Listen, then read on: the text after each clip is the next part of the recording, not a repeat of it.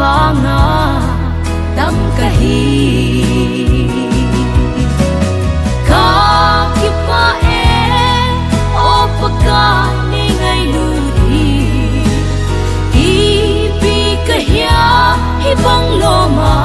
ni ngai ludam aki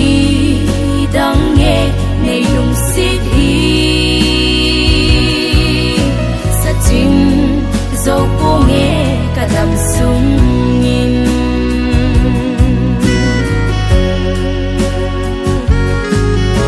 sinale thep na zong kanei boy opakai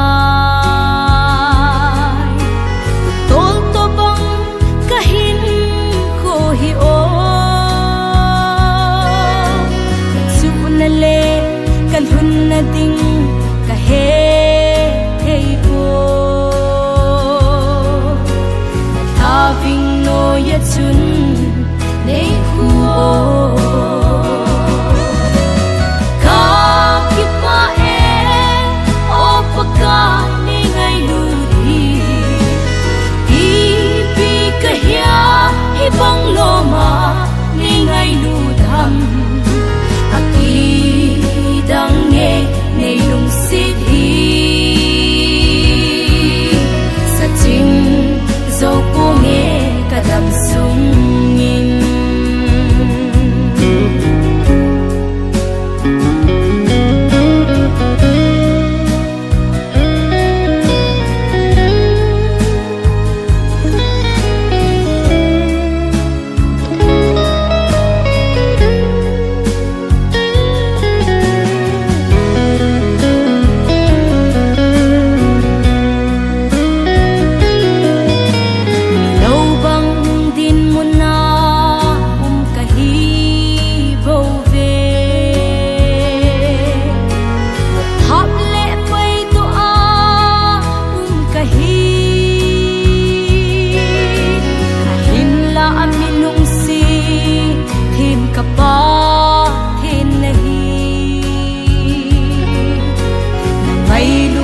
vanga